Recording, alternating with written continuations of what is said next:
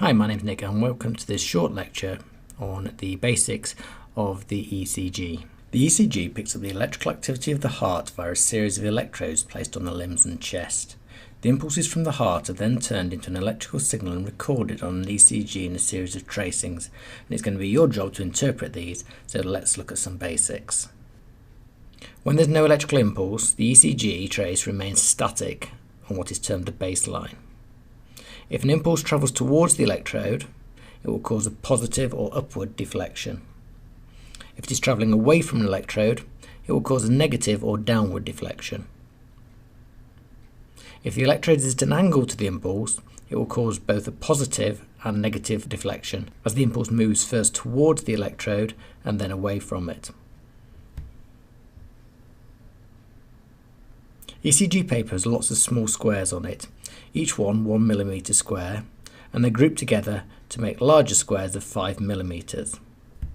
A standard ECG should run at 25 mm per second, which means that each small square represents 0.04 of a second and each large square 0.2 of a second. This is important when it comes to analysing our ECG. Although the ECG is referred to as a 12-lead ECG, it only has 10 physical leads to connect to the patient. There are 4 physical limb leads which look at the heart in the vertical plane from 6 different directions.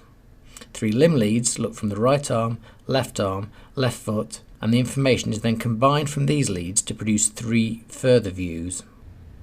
Leads 2, 3 and AVF look at the heart from underneath or inferior plane. Lead 1 and AVL look from the sides or lateral plane. There are 6 physical chest leads which look at the heart in the horizontal plane. V1 and 2 looks at the heart in the middle of the septum. V3 and 4 looks at the front or anterior plane of the heart. V5 and 6 looks at the side or the lateral plane. All of these tracings are then recorded on your ECG like this.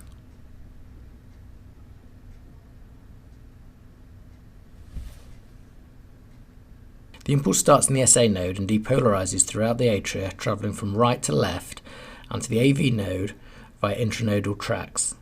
The depolarisation causes the atria to contract and fill the ventricles. This causes a relatively small deflection on the ECG termed the P wave. The impulse arrives at the AV node, which hangs onto the impulse for a short period of time to allow the atria to finish contracting and the ventricles to fill. Think of the AV node as a bit like a gatekeeper. When the AV node releases the impulse, it depolarises quickly down the left and right bundles to the Purkinje fibres, causing the ventricles to contract in an orderly fashion. The bundles in the ventricles are designed to allow quick travel of the impulse, rather like a motorway should allow fast flow of traffic. This impulse causes the much larger QRS complexes of an ECG. Because the cells have depolarised, they need to repolarise before the next impulse. Ventricular repolarisation causes the T wave on an ECG. Atrial repolarisation is hidden by the much larger QRS complexes. Upward deflections on the ECG are termed R waves. The first downward deflection before an R wave is termed the Q wave. The first downward deflection after an R wave is termed the S wave.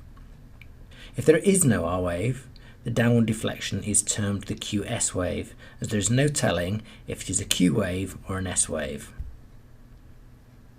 The gap between the start of the P wave and the start of the QRS complex is known as the PR interval and should take between 0.12 and 0.2 seconds or 3 to 5 small squares on the ECG.